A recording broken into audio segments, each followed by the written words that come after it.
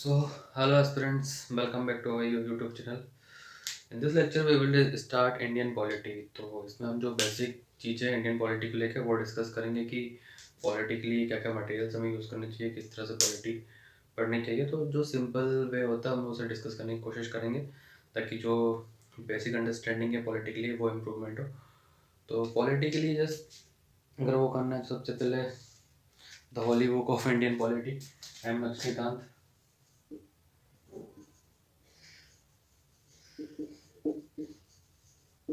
Plus NCERT 11th and 12th। कुछ लोग 11th suggest करते हैं, कुछ लोग 11th 12th दोनों सजेस्ट करते हैं। मैं सजेस्ट करूँगा कि 11th और 12th क्लास की जो एनसीईआरटी है दोनों उसको कंप्लीट करें। तो एम लक्ष्मीकांत जो है वो आपको पॉलिटी के प्रीलिम्स में हेल्प करेगी, बट जो एनसीईआरटी है वो आपके मेंस के लिए हेल्पफुल होगी, क्योंकि जो मेंस के पर्सपेक्टिव से जो अंडरस्टैंडिंग होनी चाहिए वो एनसीईआरटी ये डेवलप करेगी, लक्ष्मीकांत डेवलप नहीं कर पाएगी। तो जो वोकेबलरी मेंस एग्ज़ाम के पर्सपेक्टिव से होनी चाहिए वो आपको एनसीईआरटी की बुक्स में मिलेगी। उसके बाद होता है ना कि पॉलिटी के लिए जस्ट पॉलिटी में यूपीएससी के लिए हर सब्जेक्ट के लिए आप बोल सकते हो कि क्वेश्चंस रिपीट नहीं होते हैं। अब आप बोलोगे भाई क्वेश्चन तो वही होते हैं कि वही टॉपिक होते हैं, तो पॉलिटी में क्वेश्चन रिपीट होते हैं, टॉपिक्स प्लस पैटर्न जो होता है प्लस पैटर्न ये रिपीट होते हैं, बट क्वेश्चंस रिपीट नहीं होते हैं। और एक चीज़ और ये होती है हमेशा जो उसका जो तो पॉलिटी अगर हम देखें तो आपकी जो पॉलिटी है इसका 70% जो पार्ट है 70% पार्ट जो है वो कॉन्स्टिट्यूशन है आपका। तो बात ये आती है कि वहाँ की 30% पार्ट है वो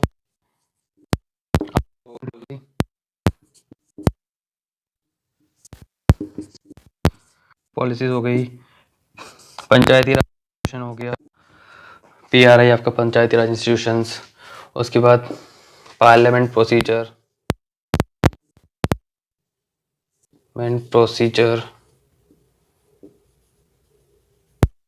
प्लस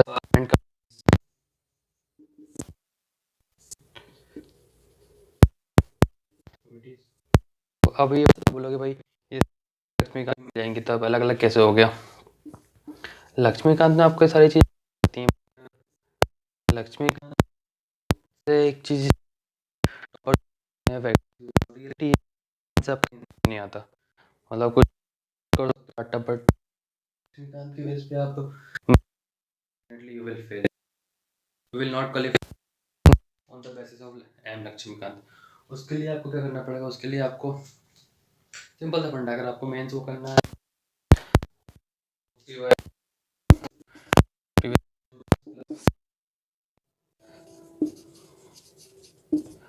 क्योंकि मेंस के पेपर में जहाँ हमारा पॉलिटी कॉन्स्टिट्यूशन आता है उसके अलावा गवर्नेंस भी होता है, तो उसके साथ आपको एआरसी रिपोर्ट्स पढ़नी पड़ेंगी जो हम लोग डिस्कस करेंगे पॉलिटी के बाद। एआरसी रिपोर्ट्स आपको मेंस में हेल्प करेंगी। उसके बाद होता है करंट अफेयर।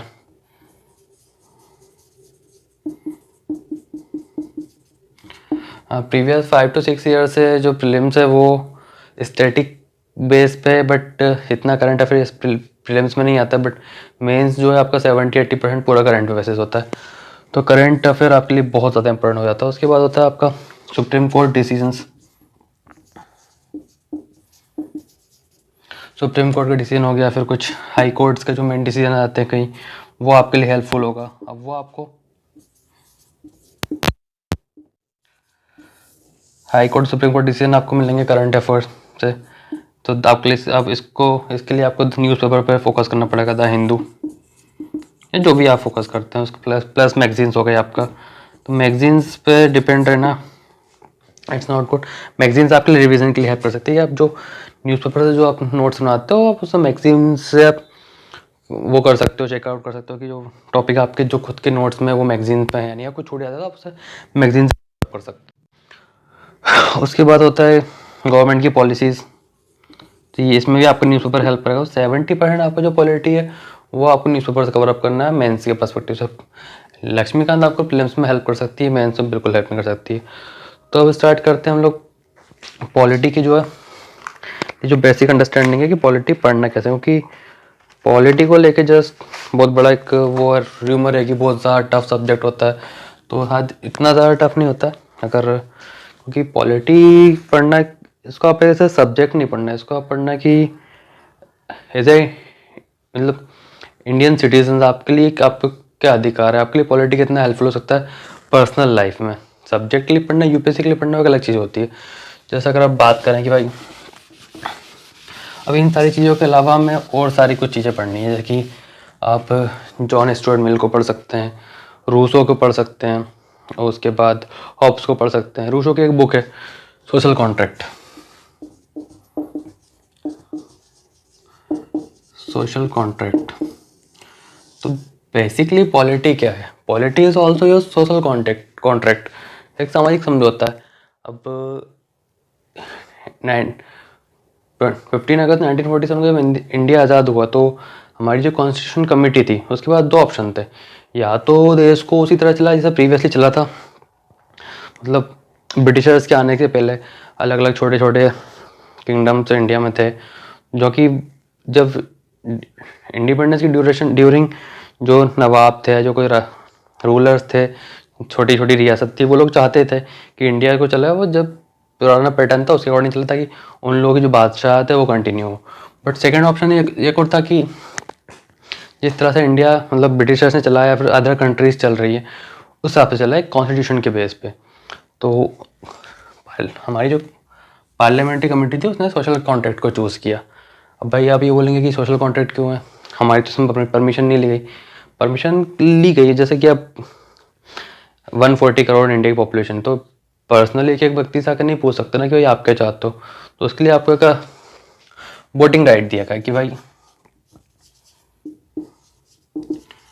हर 5 साल में कैंडिडेट आपके एरिया से इलेक्शन लड़ेगा, कुछ पार्टी के अलग अलग कैंडिडेट्स होंगे, उनमें से आपको किसी एक को चूज़ करना है, और वही उसके बाद वही प्रोसीजर लोकसभा है, राज्यसभा है, तो वही कैंडिडेट जाके अपने एक लीडर को चूज़ करेंगे जो प्राइम मिनिस्टर होगा, और वही सब Lok Sabha, Rajya Sabha and state legislative assemblies के जो मेंबर्स है वो एक कैंडिडेट चूज़ करेंगे जो आपका प्रेसिडेंट होगा। तो जब कोई बिल पार्लियामेंट में पास होगा तो वही सारे जो मेंबर जो जिनको आपने चूज़ किया है वो उस बिल के लिए रीडिंग होगी, first reading, second reading, third reading, उसके बाद वो लोग उस पर वोटिंग करेंगे, उसके बाद वो बिल पास होगा, उसके बाद राष्ट्रपति जो उस पर सिग्नेचर करेगा। तो सोशल कॉन्ट्रैक्ट है कि भाई इस प्रोसीजर से आपके लिए बिल बनाए जाएंगे। उसके बाद हमने सुप्रीम कोर्ट का वो किया कि भाई अगर कुछ समय समय पर उस बिल के लिए या कॉन्स्टिट्यूशन के लिए कुछ व्याख्या करनी है, कोई डेफिनेशन देनी है, सुप्रीम कोर्ट है हमारे पास जो हमें ऐसा, क्योंकि जो मेंबर ऑफ पार्लियामेंट आप चूज़ कर रहे हो वो सारे जो है लॉ के वो नहीं हो सकते, सारे लॉ एक्सपर्ट नहीं हो सकते, वो अपने अपने फील्ड में एक्सपर्ट्स हैं, और कुछ की डिग्रीज न्यूज़ में देखने को मिलती है कि फर्जी डिग्रीज देखने को मिलती है, हालांकि बहुत रेयर मिलते हैं कि कुछ फर्जी डिग्रीज के बेसिस पे इलेक्शन लड़ रहे हैं, तो बहुत रेयर ऐसे केसेस आते हैं, बट लॉ के एक्सपर्ट नहीं हो सकते, तो इसलिए सुप्रीम कोर्ट है कि भाई जहाँ कुछ कमी होती है, सुप्रीम कोर्ट लगता है कि गलती है, तो फिर वो बीच में आके वो करता है कि भाई ये गलत है, आप गवर्नमेंट को सजेस्ट करता है। उसके बाद एक अब क्वेश्चन आता है कि भाई चलो आपने लॉ बना लिया, सजेशन के लिए सुप्रीम कोर्ट दे दिया, उसको पास करने के लिए प्रेसिडेंट है, बट ड्राफ्टिंग कौन करेगा कि भाई अब जैसे हम बोला कि सारे जो एक्सपर्ट है अलग अलग फील्ड के हैं, मतलब सब लॉ में एक्सपर्ट नहीं है, मतलब अलग अलग जो बिल बनते हैं वो मेंबर ऑफ पार्लियामेंट उस चीज़ के एक्सपर्ट नहीं होते। अब देखेंगे कि बहुत सारे जो है राजनेता होते हैं या मतलब फिल्म इंडस्ट्री से होते हैं, या कुछ बिजनेसमैन भी होते हैं, या कुछ अपने अपने सब्जेक्ट्स में एक्सपर्ट होते हैं, तो वही तो उसके बाद अब ड्राफ्टिंग कौन करेगा, सजेशन कौन देगा कि भाई ये बिल ऐसा बनना चाहिए या जो कानून है उस हिसाब से बनना चाहिए, तो ड्राफ्टिंग अब क्वेश्चन आता है ड्राफ्टिंग का। तो उसके लिए ब्यूरोक्रेसी है कि भाई सोसाइटी के जो तमाम ग्रेजुएट्स हैं उनको एक एग्ज़ाम के थ्रू लड़ाया जाएगा, यूपीएससी के थ्रू उन लोग लड़ाया जाएगा, और उनमें जो एग्ज़ाम को क्वालिफाई करेंगे वो आगे ब्यूरोक्रेसी संभालेंगे, और वो आपको सजेस्ट करेंगे कि ये जो कानून है इसको इस तरह से बनना चाहिए। जैसे कि भाई अब जैसे इलेक्शन होते हैं तो वही जो आईएएस होगा, जो डीएम होगा, वो इलेक्शन कमीशन होगा, वो पूरे डिस्ट्रिक्ट का इलेक्शन है जो उसको मैनेजमेंट करेगा, 3-4 जो विधानसभा उसके अंडर आएंगी, जैसे कि एक वो तो वायरल फोटो है प्रधानमंत्री मोदी का कि जब वो अपना नॉमिनेशन भरने आते हैं तो जस्ट कलेक्टर जो है बैठा होता है और मोदी उसके सामने खड़े होते हैं, तो क्योंकि उस टाइम पे वो नहीं होता, उस टाइम पे एक कैंडिडेट होते हैं लोकसभा के लिए, तो नॉमिनेशन उन्हें फिल करना 5 साल में, तो कंडीशन आती, तो वो अधिकार किसको दिया उस डीएम ने कि आपके सामने प्राइम मिनिस्टर कैंडिडेट खड़ा हुआ है और वो बैठ के अपना काम कर रहा है और प्राइम मिनिस्टर एक रिक्वेस्टफुली वो अपना नॉमिनेशन दे रहा है, क्योंकि उस टाइम प्राइम मिनिस्टर नहीं है, एक लोकसभा कैंडिडेट है, तो वो अधिकार दिया कॉन्स्टिट्यूशन ने। अब अगर बात करें कि कुछ अलग अलग कंट्रीज को अगर हम कंपेयर करें, तो अगर बात करें हम तालिबान की अफगानिस्तान की, तो अफगानिस्तान की जो कंट्री है, मतलब तालिबान के आने से पहले 20 साल तक वहाँ की जो पॉपुलेशन थी, जनता थी, उन्होंने फ्रीडम को एंजॉय किया। मतलब अगर बात करें तो कॉन्स्टिट्यूशन बेस पे वो चला है कि डेमोक्रेसी थी वहाँ पे, मतलब 2000 के ड्यूरेशन तालिबान वहाँ से जा चुका था, 20 साल तक वहाँ की जो गवर्नमेंट थी वो डेमोक्रेटिक गवर्नमेंट थी, तो वहाँ की जो मतलब जनता थी उन्होंने एक फ्रीडम को एंजॉय किया, जैसा अगर वुमेंस को पढ़ने का अधिकार था और बहुत सारे राइट्स वुमेंस को थे। बट अब तालिबान के वापस आने के बाद क्या वो चीज़ कंटिन्यू हो पाई? ऑब्वियसली तालिबान ने जो है सारे जो राइट्स है वुमेंस के वो इसने वापस स्नैच कर लिया, और वही जो वो डिक्टेटरशिप टाइप की चीज़ होगी ना कि भाई प्रतिबंध लगा दिए बहुत सारे, क्या वो चीज़ नहीं कर पाओगे, जो है इस्लामिक शरिया के अकॉर्डिंग पूरे लॉ चलेंगे। तो भाई अब किसी कंट्री ने 20 साल तक अब फ्रीडम एंजॉय की, एकदम से उन पर वापस प्रतिबंध लग जाना, 20 साल कोई इतना पुराना समय नहीं था। मतलब तालिबान के जो पुराने जो प्रतिबंध थे अफगानिस्तान पे, वो उसका रिकॉर्ड्स है, वीडियोस देखने को मिल जाएंगे, और वो लोगों के सामने हुआ, वो लोग अभी भी जिंदा है वहाँ पे, तो उन्हें पता है कि वो दहशत है तालिबान की, वो देखने को मिलती है। अब ऐसा कुछ और भी अलग कंट्रीज है, जैसे कि अगर हम बात करें नॉर्थ कोरिया की, तो वहाँ डिक्टेटरशिप है, तो मतलब वहाँ का जो लॉ है वो मतलब पार्लियामेंट चूज नहीं करती है, जो जनता के प्रतिनिधि है वो चूज नहीं करते, वहाँ का जो डिक्टेटर है, वहाँ का जो राजा है जैसे किंग जोंग, वो डिसाइड करता है कि भाई किसको क्या कानून मिलना चाहिए। तो पढ़ने को में हम लोग पढ़ते हैं कि बहुत ज़्यादा वहाँ पे पाबंदी है लोगों को बहुत सारी चीज़ों को लेके, तो डिक्टेटरशिप है। अब जैसा कुछ और भी ऐसे कंट्रीज मिलेंगी जहाँ डेमोक्रेसी नहीं है, बट वहाँ के जो राइट्स हैं वो वहाँ के जो लोगों को जो राइट्स है वो डेमोक्रेटिक कंट्रीज में वैसे राइट्स नहीं मिलेंगे। जैसे न्यूज़ में आता है कि अब बहुत सारे कंट्रीज वुमेन्स को ड्राइविंग की परमिशन दे रही है, एजुकेशन की परमिशन दे रही है, या जो पर्दा प्रथा है वो हटा रही है, तो मतलब जो मुख्य धारा में वुमेन्स को लाने की कोशिश कर रही है, जेंडर इक्वलिटी की बात कर रही है। हालांकि वहाँ डेमोक्रेसी नहीं है, बट वो जेंडर इक्वलिटी वो लोग इन्जॉय कर रहे हैं। तो अब हम बात करते हैं इंडिया को, जैसे कि अब डेमोक्रेसी की बात करते हैं, जो डेमोक्रेसी है वो सबसे पहले अस्तित्व में आई थी फ्रेंच रिवोल्यूशन के बाद। फ्रांस का जो रिवोल्यूशन हुआ वो एक एग्जाम्पल है डेमोक्रेसी का, वहाँ से डेमोक्रेसी की स्थापना हुई थी कि भाई डेमोक्रेसी क्या तो लोगों को समझ में आया था।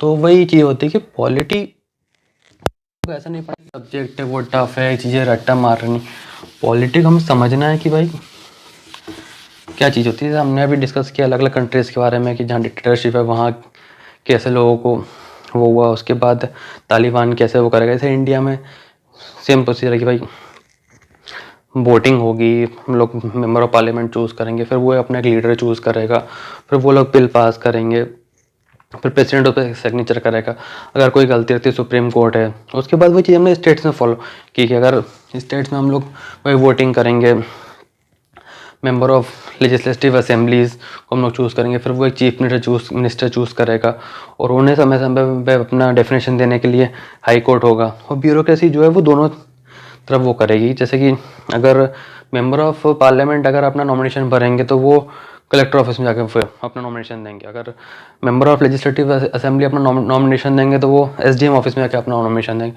तो जो एक प्रोसीजर है वो बहुत अच्छे तरीके से वो किया। अब आप बोलेंगे भाई वही चीज़ होती है ना कि हमसे तो परमिशन नहीं लिखी, भाई परमिशन आपसे लिखी। जैसे कि 15 अगस्त 1947 को इंडिया ने डिसाइड किया कि इंडिया जब आज़ाद हुआ था वो डिसाइड किया ना कि हम डेमोक्रेटिक कंट्री बनेंगे, या 26 नवंबर 1949 को जब कॉन्स्टिट्यूशन हमारा रेडी हुआ, या 26 जनवरी 1950 को हमने उसको लागू किया, तो वही कि हम डेमोक्रेटिक कंट्री था। अगर वो मेंबर ऑफ पार्लियामेंट चाहते तो वो एक डिक्टेटरशिप कर सकते हैं ना, कोई जो प्राइम मिनिस्टर है उसी की फैमिली के लोग प्राइम मिनिस्टर बनेंगे और जो अदर मिनिस्टर्स हैं उन्हीं की फैमिली के लोग आके मिनिस्टर्स बनेंगे, इलेक्शंस नहीं होंगे। बट 1952 में इंडिया का फर्स्ट इलेक्शन हुआ और उसके बाद after 5 years every year India में इलेक्शंस होते हैं बाकायदा, भले वो प्राइम मिनिस्टर कंटिन्यू रिपीट हुआ हो।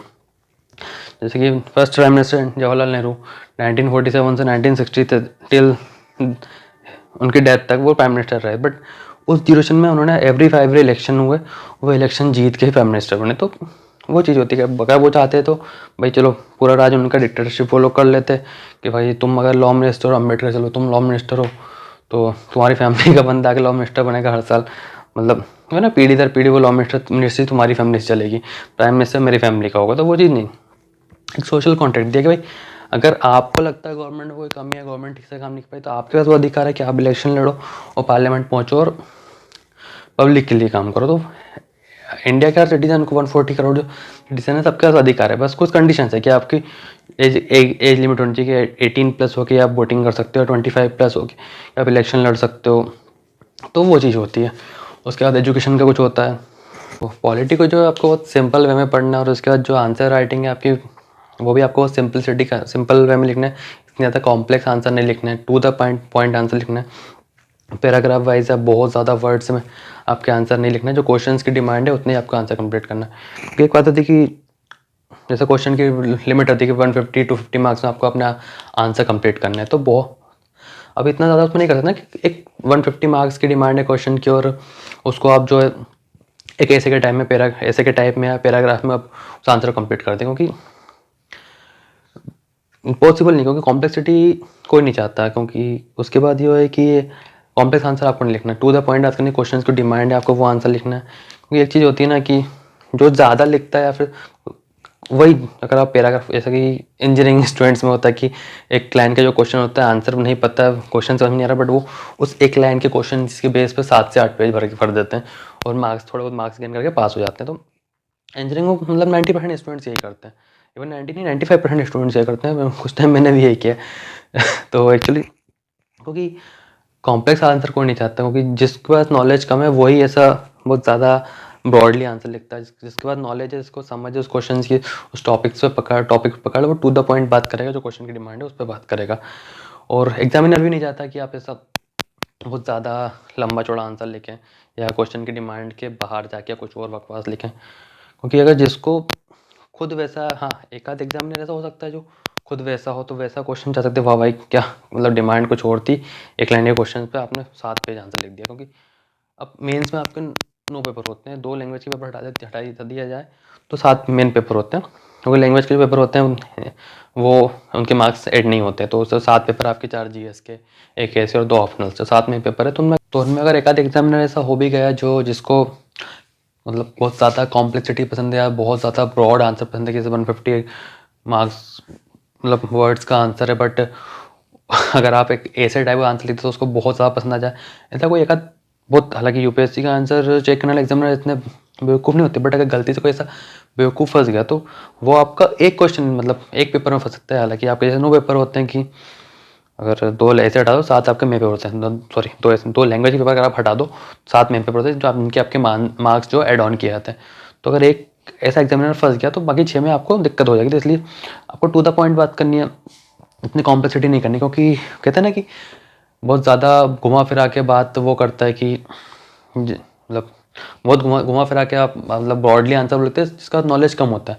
जिसका नॉलेज है वो टू द पॉइंट बात करेगा, जो क्वेश्चन की डिमांड है वही आंसर लिखेगा। जैसे कि अगर आपको फीवर है और आप मेडिसिन लेने गए, जैसे कि सपोज अगर आपको फीवर है, आपको रात को 9-10 बजे आप मेडिसिन लेने गए और जब वापस आओगे तो अगर आप घर पे कोई पूछता है कि भाई कहाँ गए थे, तो आप सीधा हाथ में पैरासीटामोल दिखाओगे, ये लेने गए थे, सीधे अपने कमरे में जाके सो जाओगे। आप नहीं सोचोगे कि सामने वाला आपके बारे में क्या सोच रहा था कि बाहर क्यों गया था, सच में फीवर है या नहीं, मेडिसिन तो दिखाया था, ये वो बहाने तो नहीं बनाया। तो आप इतना नहीं सोचोगे क्योंकि आप सही हो, तो आपने बहाना नहीं बनाया। तो आपने, बट अगर आप किसी और पर्पज से गए थे तो बहाने के लिए आप मेडिसिन लेके आ गए हो, गलती में हो, तो फिर आप को लगेगा कि हमने आप पे शक कर रहा है। तो उसके बाद आप चले जाओगे रूम में, बट थोड़ी देर बाद आप लौट कर आओगे कि हमने वाला सोया था कि नहीं, फिर आप उससे आगे सफाई दोगे कि नहीं मैं थोड़ा वहाँ चला गया था, फिर वहाँ से वहाँ हुआ, देन फिर वो इंसिडेंट हो गया।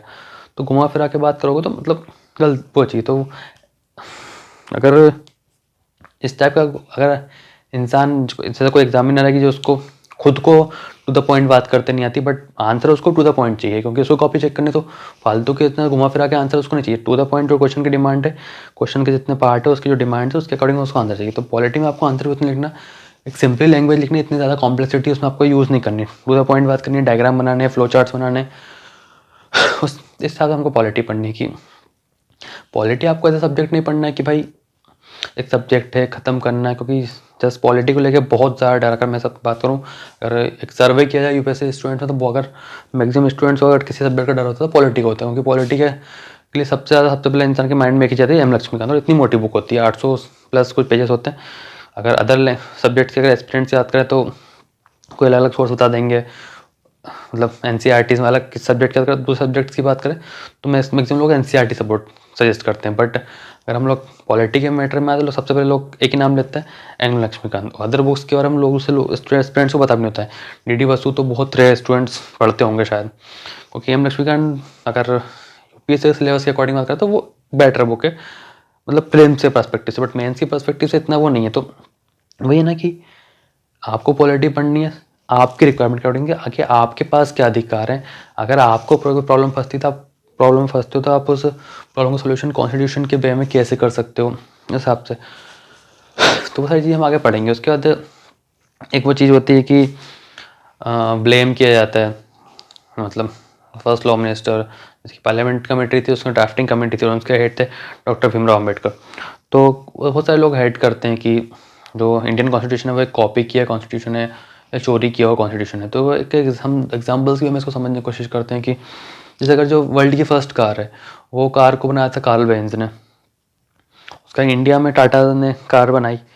तो अब ऑब्वियसली एक बेसिक स्ट्रक्चर है कार का। हाँ, अब इतना कोई कितना फास्ट इंजन लिया हो, जैसे टेस्ला ड्राइवरलेस कार लेके आ चुका, तो वो टाइम के बाद बहुत ज़्यादा अपडेट्स उस चीज़ में आते गए, तो वो एक अलग चीज़ है।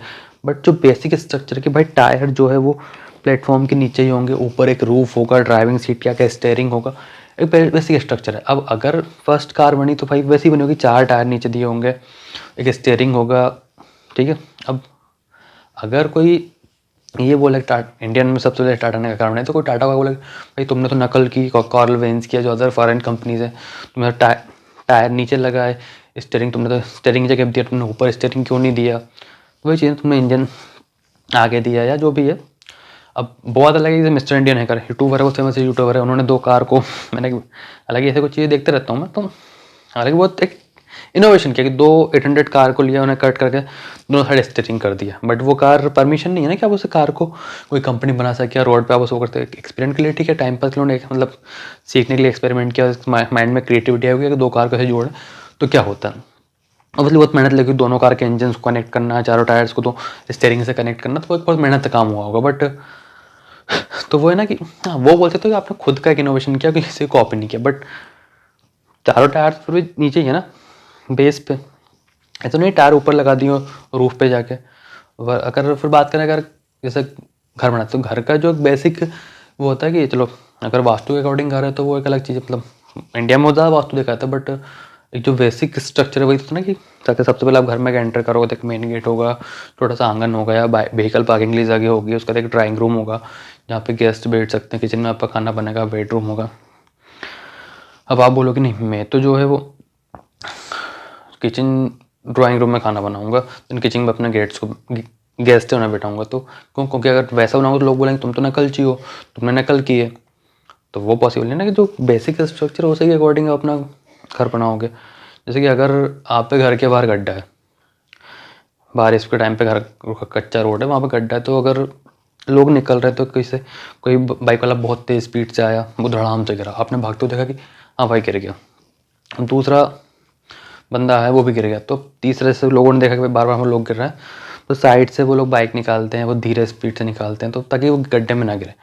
अब आपकी बारी तो आप थोड़ी बोलोगे कि भाई लोग साइड से निकाल रहे हैं, मैं उनकी नकल नहीं करूँगा, मैं पहले गड्ढे में गिरूँगा फिर सीखूँगा, तो वो चीज़ पॉसिबल नहीं है। तो ऐसा कि अब इंडिया ने जब इंडिया आज़ाद हुआ, कॉन्स्टिट्यूशन असेंबली बनी, उसके बाद वो ऑप्शन आया कि आपको डेमोक्रेटिक रहना है या फिर जो प्रीवियसली जो रूलर्स थे, जो इंडिया के जो नवाब था, मतलब जो रीजनल प्रिंसेस थे या जो छोटे मोटे राजा थे उस टाइम पे, वो चाहते थे कि इंडिया को वापस से बैलेंस होना जाए ताकि उनकी जो बादशाह थे वो कंटिन्यू रहे।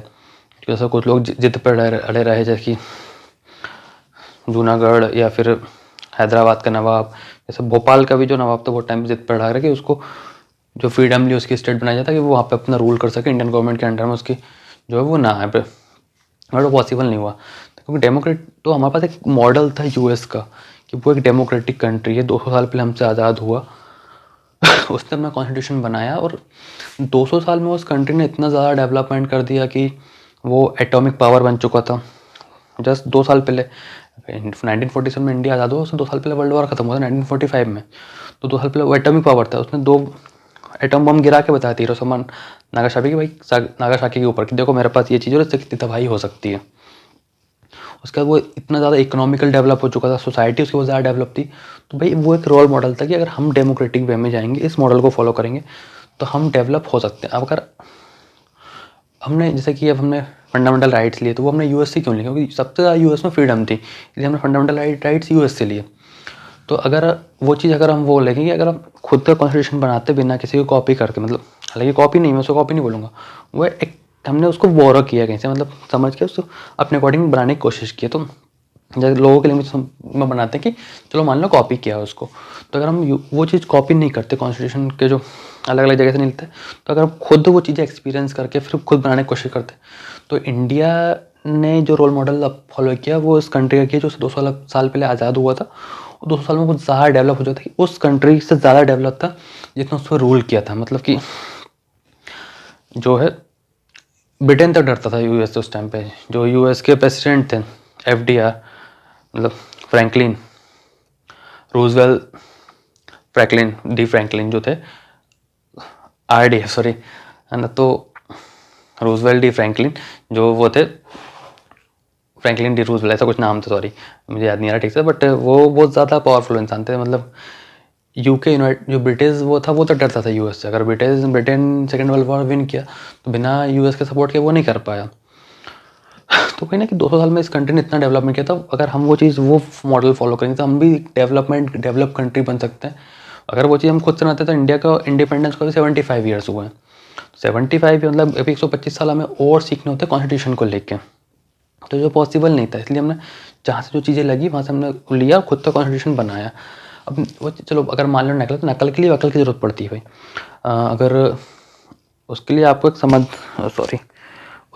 एक समझदारी होनी चाहिए कि अलग अलग कंट्री के, वो पढ़ा लिखा इंसान, Ambedkar was the most intelligent person of that time, क्योंकि इतनी सारी कंट्रीज़ का जो है कॉन्स्टिट्यूशन पढ़ा, उसे समझा, किस कंट्री कॉन्स्टिट्यूशन किस पार्ट का कॉन्स्टिट्यूशन का कौन सा पार्ट इंडिया के लिए बेटर है, और उस पार्ट को लेके इंडिया के अकॉर्डिंग उसको जनरेट करना बहुत अलग। जैसे कि अब हमने जो हिंदू लॉ बनाया वो उसको मनुस्मृति से कुछ पार्ट लिया, कुछ याज्ञवल्क्य स्मृति से लिया, श्रुतियों से कुछ पार्ट लिया, तो अब अभी बोलते हैं भाई ये चीज़ तो पहले बन चुकी थी, आपने उसको कॉपी क्यों कर दिया। अब पूरा मनुस्मृति का कॉपी करो तो इंडिया में हंगामा हो जाएगा, क्योंकि फिर वो कास्ट वाइज पे जनरेट होगा और वो कास्ट के बेसिस पे रूल होगा, फिर कास्ट डिवाइड होगा। जो हम लोग एक मेन स्ट्रीम में लोअर कास्ट को लाने की कोशिश लास्ट 75 ईयर्स से कर रहे हैं, वो फिर खत्म हो जाएगी। तो वो चीज़ पॉसिबल नहीं है। तो कुछ पार्ट जो बेटर मनुस्मृति का लगा वो मनुस्मृति से लिया हिंदू लॉ के लिए, कुछ पार्ट जो याज्ञवल्क्य स्मृति का बेटर लगा वो याज्ञवल्क्य स्मृति से लिया, श्रुतियों का जो कुछ पार्ट बेटर लगा वहाँ से लिया। सेम जो मुस्लिम लॉ है वही कुरान और हद जो भी चीज़ें थी वहाँ से लेके मुस्लिम लॉ बनाया उन लोगों ने। तो अगर खुद से सीख के कॉन्स्टिट्यूशन का डेवलपमेंट होता तो वो चीज़ पॉसिबल नहीं थी कि मतलब इतना ज़्यादा फिर अलग अलग वो हो पाए। ऐसा अगर हम बात करें कि सब फिर हम कॉपी की बात करते थे, सबसे पहले चलते हैं जहाँ से ह्यूमन का स्टार्ट हुआ था, क्योंकि इंडिया के जो ह्यूमन का जो स्टार्ट हुआ था साउथ अफ्रीका से हुआ था। एज वी नो मैथोलॉजी अलग अलग रिलीजन की मैथोलॉजी अलग कुछ बोलती है, but we are student of science, और हमें जो आंसर लिखना वो हमारा मैथोलॉजिकल बेस पे नहीं लिखना, हमारा जो आंसर होना चाहिए वो साइंटिफिकली होना चाहिए। तो साइंटिफिकली बेस पे जो ह्यूमन का ओरिजिन हुआ वो साउथ अफ्रीका में हुआ, मतलब फर्स्ट ह्यूमन जो जनरेट हुआ था वो साउथ अफ्रीका में होता है। उसका साउथ अफ्रीका से उसने ट्रैवल स्टार्ट किया, जर्मनी गया, वो जावा गया, मेंढर घाटी गया, ऑस्ट्रेलिया, चाइना, इंडिया आया। तो अलग अलग जगह पे वो घुमा उसका अलग। तो एक होती है जो चीज़ उसने, जैसे कि आग का जो कॉन्सेप्ट है सबसे पहले उसने चाइना में देखा था कि दो बांस थे, जो पेड़ों की जो टहनियाँ थी वो आपस में टकरा रही थी, तो चिंगारियाँ निकल रही थी। तो उसने वो चीज़ उसके बाद पत्थर से टकराने से उसने चिंगारी निकलती देखी। तो उसने वो चीज़ सीखी कि तो कोई हार्ड चीज़ जब आपस में टकराती है तो उससे चिंगारी निकलती है और वो उससे आग जला सकता है। तो ऑब्वियसली अब जैसे कि एक ही फैमिली के लोग थे ना, मतलब अलग अलग जब ह्यूमन एक ही फैमिली के लोग हैं, अलग अलग जगह लोग गए तो डिवाइड होते गए।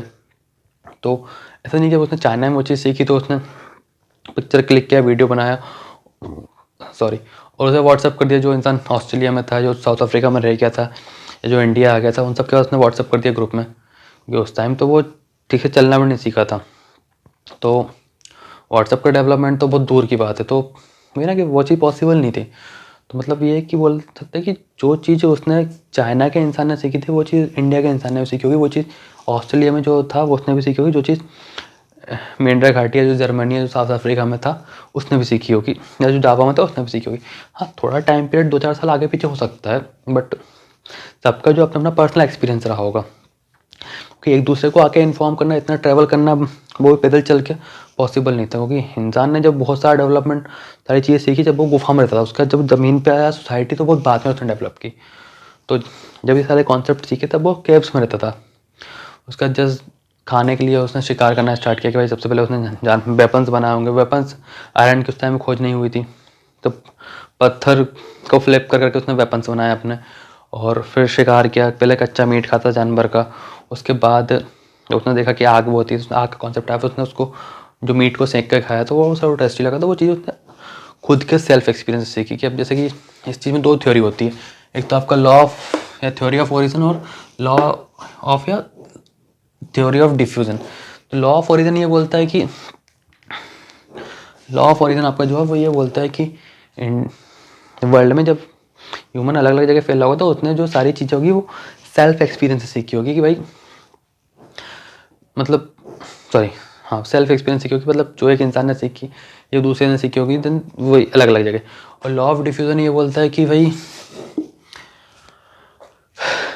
एक इंसान ने सीखी होगी बट देन उसको वो चीज़ दूसरे सोसाइटी ने देखा होगा और देन उसको कॉपी किया होगा। तो जैसे कि वर्ल्ड में बहुत सारे रिलीजियस है, तो अगर वो चीज़ एक इंसान देख के कॉपी करता तो वर्ल्ड का सिर्फ एक रिलीजन होता। ठीक है, हालांकि इंडिया में अलग अलग मतभेद चलते थे, उस पर हम लोग नहीं जाएंगे क्योंकि वो हमारा मुद्दा नहीं है ना, उसमें हमें भटकना है। तो अगर वो चीज़ कोई एक देख के दूसरे को देख के कॉपी करता, किसी एक को देख के, तो वर्ल्ड का रिलीजन एक होता, वर्ल्ड का कल्चर एक होता, वर्ल्ड की सोसाइटी एक होती। बट वर्ल्ड का कल्चर अलग अलग है, वर्ल्ड की सोसाइटी अलग अलग है, वर्ल्ड में बहुत सारे रिलीजियंस हैं।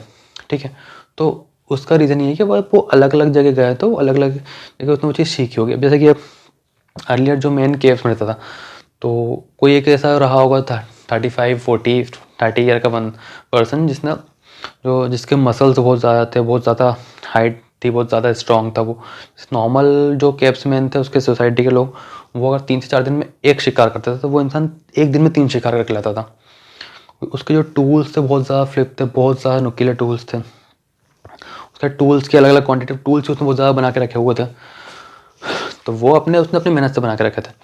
तो वही चीज़ है कि अब वो सबसे अलग था, तो बाकी लोगों से डरते भी थे क्योंकि उसमें बहुत ज़्यादा मसल पावर थी। अब इतने खूंखार जानवरों को एक दिन में 3 जानवर मार के लाता था, तो ऑब्वियसली लोग डरेंगे। तो जब वो इंसान बूढ़ा हुआ होगा या फिर जब उसकी डेथ हुई होगी तो उसकी जो प्रॉपर्टी थी, उसकी प्रॉपर्टी क्या थी, उसके वेपन्स। तो उसके जो वेपन्स है, अब क्वेश्चन मार्क आता ना कि उसके वेपन्स अब किसको दिया है।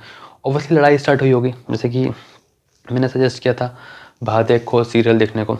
तो अगर उसका फर्स्ट या सेकंड एपिसोड, सेकंड या थर्ड एपिसोड है, उसमें जो उनके लीडर की डेथ होती है तो उसमें फिर एक लड़ाई स्टार्ट होती है कि भाई जब आर्य इंडिया आया था तो उनके जो एक ग्रुप था, जब उस लीडर की डेथ होती है तो फिर एक लड़ाई होती है कि अगला लीडर कौन बनेगा। तो जो उनका लीडर होता है उसका बेटा बोलता है कि मैं अगला लीडर बनूंगा, बट उसमें कुछ डिसेबिलिटीज़ रहती है तो बाकी लोग बोलते नहीं तुम नहीं, दूसरा बंदा बनेगा। फिर इलेक्शन होता है और वो चीज़ वोटिंग टाइप होती है और देन फिर वो लोग डिसाइड करते हैं कि अगला लीडर कौन बनेगा। तो उसी टाइप से कि उसके जो वेपन्स थे वही उसकी प्रॉपर्टी थी, तो वही कि अब ये प्रॉपर्टी किसके पास जाए। तो वही देखा होगा कि वो जो मैन था वो किस वुमेन के सबसे ज़्यादा कॉन्टेक्ट में रहा होगा और उन दोनों का जो बेटा चाइल्ड रहा होगा उसे वो वेपन्स दिए गए होंगे एज ए प्रॉपर्टी, क्योंकि ज़मीन तो उस टाइम पे कब्जे में थी नहीं, वेपन्स उसकी प्रॉपर्टी थी, तो उसकी प्रॉपर्टी उसको ट्रांसफ़र की होगी।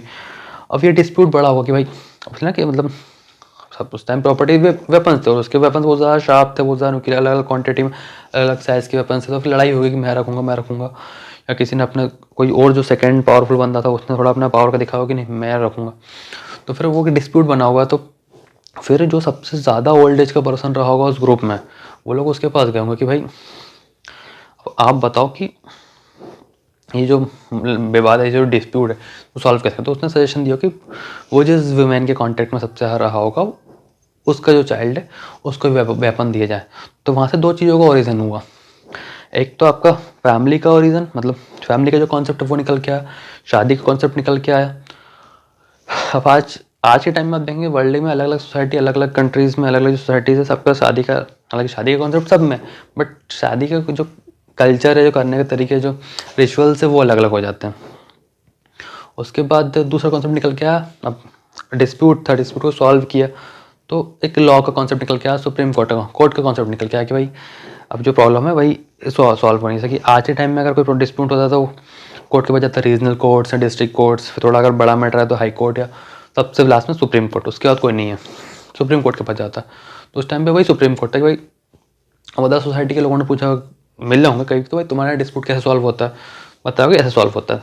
अब उसके बाद फैमिली का कॉन्सेप्ट आ गया, लॉ का कॉन्सेप्ट आ गया। उसके बाद ये होता है कि अब वो इंसान बूढ़ा हो चुका है, तो ये होता है ना कि अब वो बूढ़ा हो चुका है तो अब तुम शिकार करने, काम करने का शिकार करने जाके जानवर उसको मार के खा जाएंगे। तो लोगों ने बोला हो भाई तुम्हारे पास शिकार करने का एक्सपीरियंस बहुत ज़्यादा है, अपने जो अर्लियर लाइफ में तुम बहुत ज़्यादा स्ट्रॉन्ग मसल मैन रहे, तुमने बहुत ज़्यादा शिकार किया, टूल्स तुम्हारे बहुत शानदार थे, तो अब तुम बूढ़े हो चुके हो, तो तुम्हारे अब तो मैं कहूँगा तुम्हारे लिए जो खाना है, शिकार है, हम करके लाएंगे।